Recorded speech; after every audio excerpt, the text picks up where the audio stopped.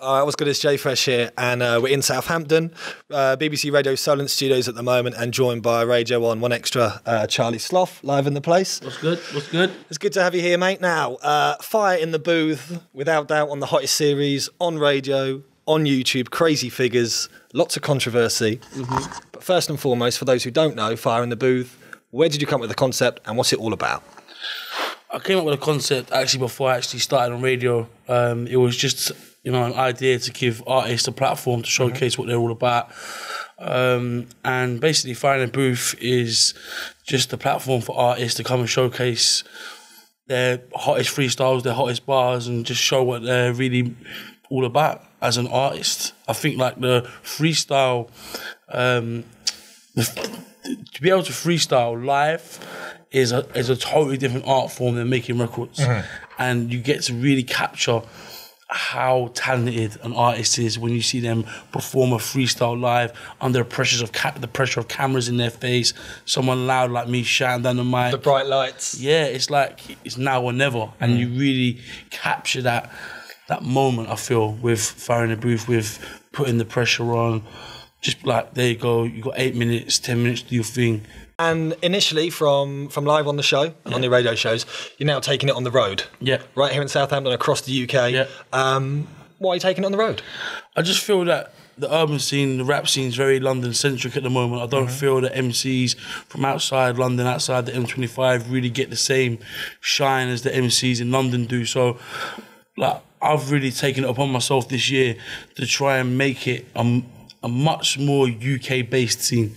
So, like, I want to blow someone up from every different city in the UK. Like, that's my goal. I really want to make some superstars in rap, grime, whatever, from outside of London. So, like, I'm just really focusing on, traveling around all the different cities in the UK, trying to find the next big thing, if you like. I think there's, like, I've done a documentary called Grime Up North, where I got to travel around the north of England, and there was so much talent that I came across. And we only visited like 6 towns, and I feel that there's got to be some real exciting talent out there that nobody's tapped into yet. So taking Fire in the Booth on the road, it just gives all the other MCs who wouldn't normally be able to get down to London, who wouldn't normally be able to come onto Radio 1 or One Extra, the opportunity to showcase what they're about. So that's why we're taking it on the road.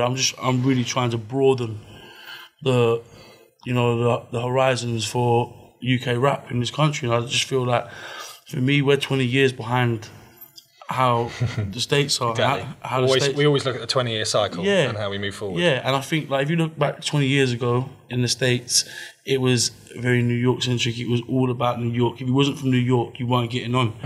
And it wasn't into, like, the West Coast, the Dirty South jumped on, that it became a global business.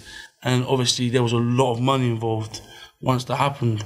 And it also produced some of the greatest artists of all time to come out of that genre. So I feel like that's where we're at now. I think it's going to take someone from Manchester, someone from Liverpool, someone from Southampton, Portsmouth, Bournemouth, someone from Scotland to really blow up, just to make this pie just so much bigger. Complete. Yeah. To finish it off. I mean, without that, it is a crazy platform. It's interesting hearing you say about it being very London-centric, because as a DJ, obviously from London, who's now outside the area, similar things are transferable in terms of links with producers and things like this. But as a platform, Fire in the Booth is there without doubt. What makes a good performance in Fire in the Booth? I think, for me, it's obviously the rhymes, the bars, the lyrics are very important, but it's also how animated you are. I think, like, if you look at someone like K. Coke, for example, who's done over 3 million views, like, you watch that guy and his performance is more than just delivering his verse, his bars. Like, you could turn that off and still be entertained by watching that guy's body language. And I think, like, when you deliver something like that, it's like, if you make it believable, it's a lot more interesting, it's a lot more exciting. So it's how you deliver those bars. Like, if you just stand there and just cap down, head down, it's dead. Like, people don't want to watch it. You might just be listening to it. There's nothing to see. It's a visual performance as well as an audio performance. So you really need to deliver on both parts. So I think, like, the ultimate Fire in the Booth obviously is great lyrics along with a great performance in terms of how you conduct yourself, your body language. Like, you can put so much more emphasis on a word, like just by slamming your arm as you drop a punch. It's incredible. So I think that a great performance on Fire in the Booth is both audio and visual. Entertainment as a whole. As a whole, like, you need to have the whole thing nailed down. Like, there's certain MCs that have been on there that have been great at either the performance side of things and not so great at the lyrical content side of things, and vice versa. And it doesn't really work. You can tell by the views that it's not captivated the audience as much as when you get that balance right. And you mentioned a minute ago about the kind of 20-year cycle, or where we are compared to the States maybe 20 years ago. And without doubt, like any music, hip-hop has evolved immensely over the last 40 odd years or so.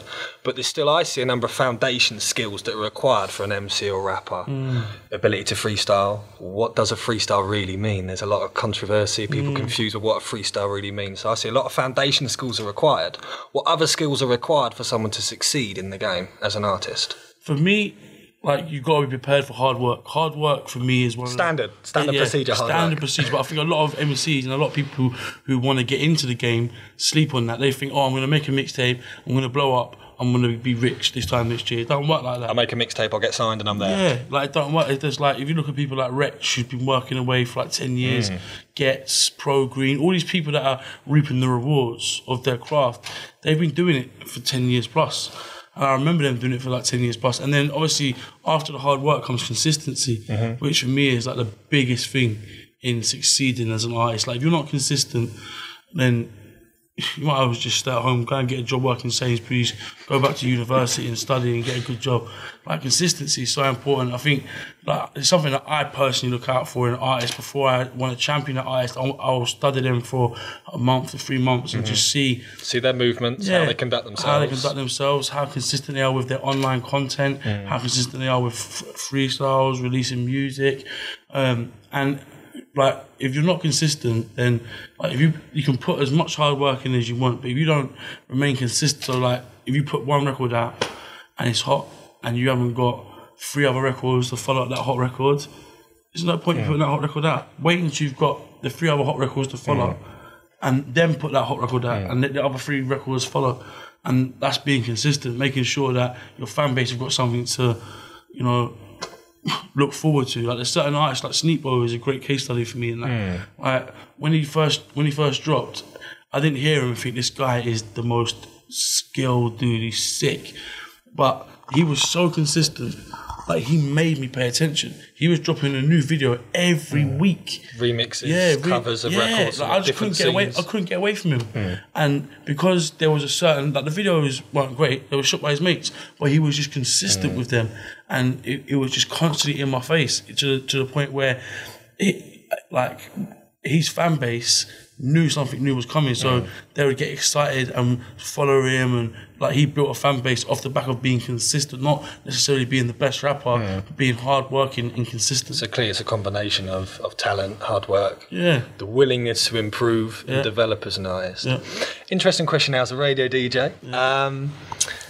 You speak about the skills that artists need to succeed and to develop.